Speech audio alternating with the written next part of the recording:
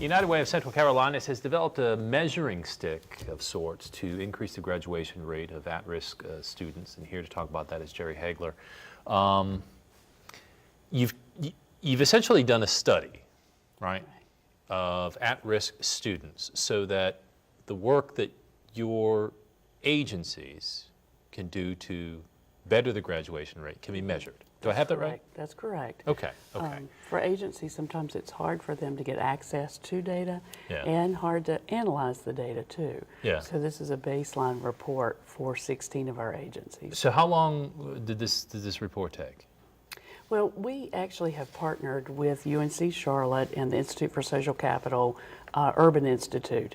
And Yeah. because of a grant that we received from Wells Fargo, we were able to initiate this study. And they have collected data that they're providing for those 16 agencies that gives them information on end of grade and end of course tests. Right. And also attendance rate in school and in-school and out-of-school suspension rates. When I was reading about this, the first thing that struck me was, well, gosh, I would have thought this was already available and collected by the school system, et cetera. Not the case? No, it is collected by the school system, but it is data that the school system is able, to use.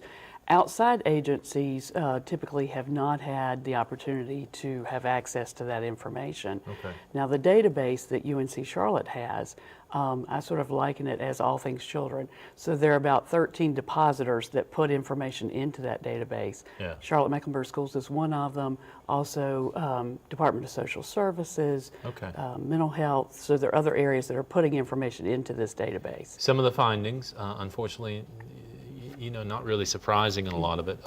Slight majority were female. Mm-hmm. Half were between the ages of 7 and 11. The majority of participants, 72%, were African American, 17% Hispanic. Nearly 60% attended a high poverty school. So 17% were designated exceptional children. Mm-hmm. And 6% were receiving English as a second language services. That's correct. Anything that surprised you that came forward? No, I think it was probably an affirmation that we are serving the neediest of the needy within our community. And that poverty seems to go along with some of these needs. Unfortunately, yes. Yeah. And I think, in looking at this baseline, now obviously this is information about children before they started getting services from the agencies that we fund. But in particular, looking at the schools that they're in, the neighborhoods that they live in, looking at the demographics of the children.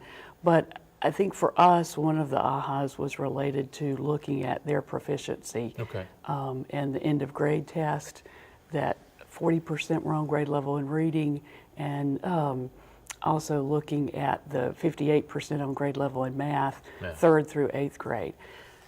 We just have a few seconds left. So when will you get some information with regard to some of the results from the efforts that the agencies are putting forward to increase graduation rates? Great question. And really our goal to increase the graduation rate is a 10-year plan. Okay. So we will be looking next year at the same data on our agencies and their students to see how the students are performing with the services from the agencies. Jerri, it's always great seeing you. Thanks for joining us. Thank you. That's our end-up conversation for today. We'll be right back.